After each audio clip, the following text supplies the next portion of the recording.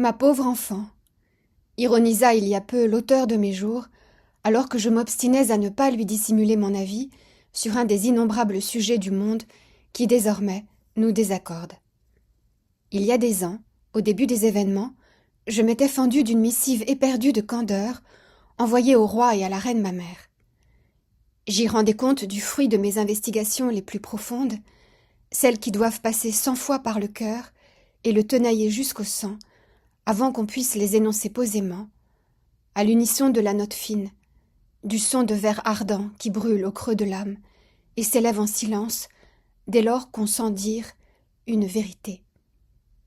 Ainsi, il y a 4 années, avais-je écrit simplement à ceux qui n'avaient jamais douté jusqu'alors de ma pertinence, ni de mes intuitions, ni encore moins des mouvements sacrés de mon cœur, et j'avais relaté ce que je savais sur l'innommable perpétré contre les enfants dans la société des hommes, et qui convoquait en retour tout l'amour disponible et la clairvoyance de chacun, et mon seul devoir me semblait alors d'en appeler chez mes parents aux forces pures de la compassion, pour les enfants immolés à Satan dans les enfers sublunaires et le dédale des basses fosses, qui est l'envers obscur des villes, pour le malheur absolu de ces petits êtres suppliciés qui pétrifient chaque cellule de chaque atome de nos cœurs, et suspend ici dans mes mots la palpitation de la vie au moment d'évoquer ce cauchemar. Et par ce dernier mot, je n'ose pas même désigner les abîmes d'une souffrance surréelle qui déborde irrévocablement tout vocabulaire et dont la seule pensée nous effondre. Mais peut-être, et bien plus égoïstement ici, le nôtre est dérisoire cauchemar, qui consiste à nous éveiller pour de bon aux réalités sinistres de la matrice. Prendre la mesure du mal.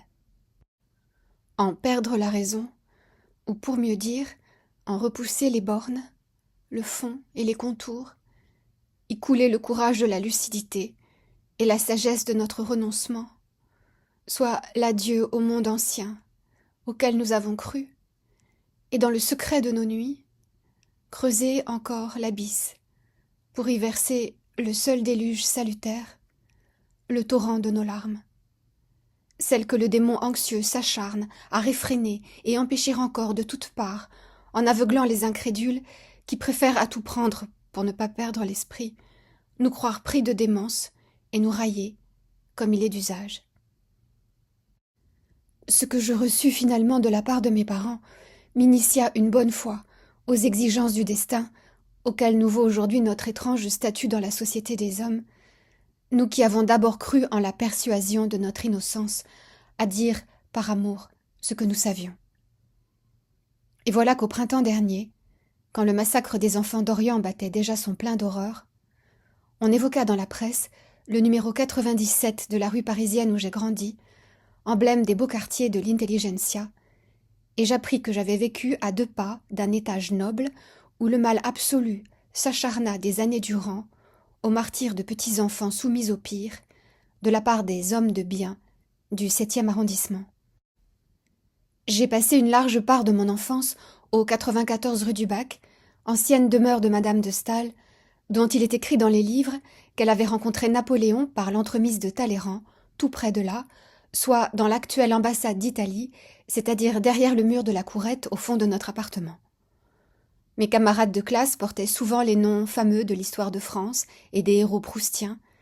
Le chemin de l'école s'enchantait des effluves délicieux de nombreux jardins où les grands hommes avaient passé, et qui murmuraient derrière les façades des hôtels familiaux de Saint-Germain-des-Prés où j'avais des amis, où l'air un peu plus pur, la beauté des vieilles pierres, un snobisme classieux, littéraire et esthétique, me semblait faire de cet îlot une enclave romanesque, soustraite aux grondements crasseux de la ville et aux trivialités du temps.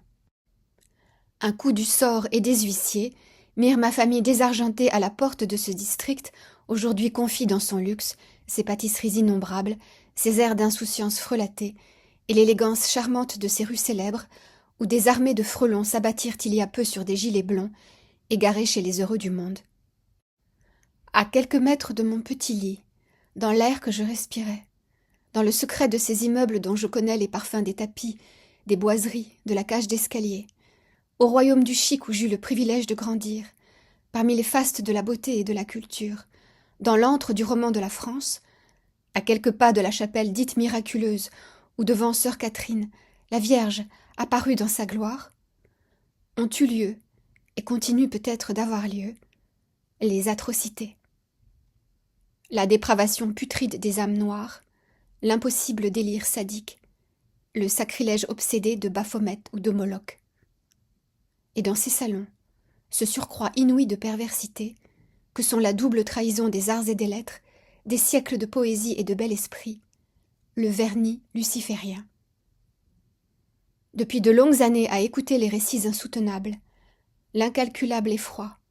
la détresse insondable, je ne doute plus que ces aberrations sont les soubassements ensanglantés et les piliers infâmes de la matrice. Le dur destin ne m'assigna pas en cette vie d'être torturé dans les bas lieux, ni la sublimation inouïe de cette épreuve.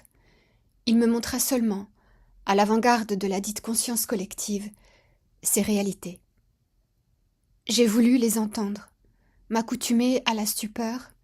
et sentir la mâchoire de l'étau se fermer sur mon cœur, éprouver mon impuissance face à tant d'outrages, céder au flot des larmes qui advient à sa guise. Puis-je écrire ici, dans un respect infini envers une douleur qui ne fut pas la mienne, que confronter sans détour les vérités les plus obscures éclaircit mystérieusement l'âme? Est-ce à cause que dans le fond de notre être, confusément, nous savions la vitrine du réel à ce point contrefaite, et que la vérité la plus sombre nous soulage, et qu'il faut oser regarder notre propre humanité dans ce miroir hideux et l'aimer encore pour la libérer de ses maléfices? À cause que nous sommes tombés si bas dans le gouffre, la majestueuse loi d'équivalence nous prédétermine et nous intime à rejoindre, en rapport inverse, le plus haut des cimes de notre être, parmi la bonté exquise et l'amour irradiant de notre substance qui vit dans les royaumes supérieurs. Pour moi, très humblement, j'ai connu que les larmes d'amour corrodent peu à peu la ténèbre. Telles des eaux célestes depuis le firmament,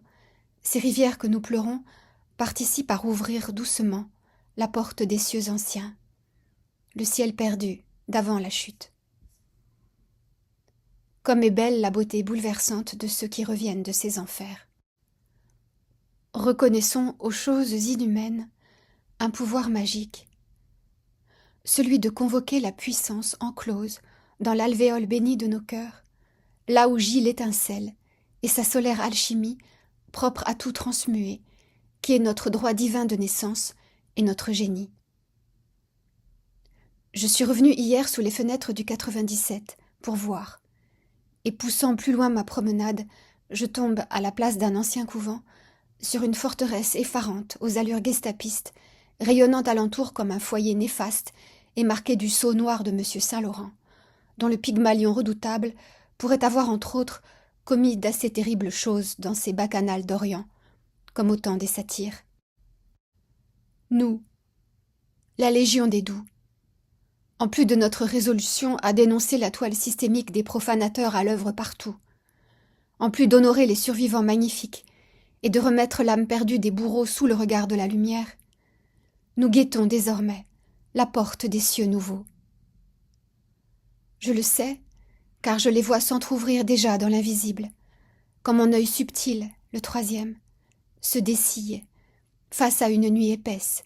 où surgit de partout une clarté secrète, ou quand je distingue, parmi la tendresse luisante et les ors insolites de l'aurore, une annonciation. Ce qui se passe est épique. Bien que la nuit fasse peser sur nous son lourd manteau, l'aube viendra.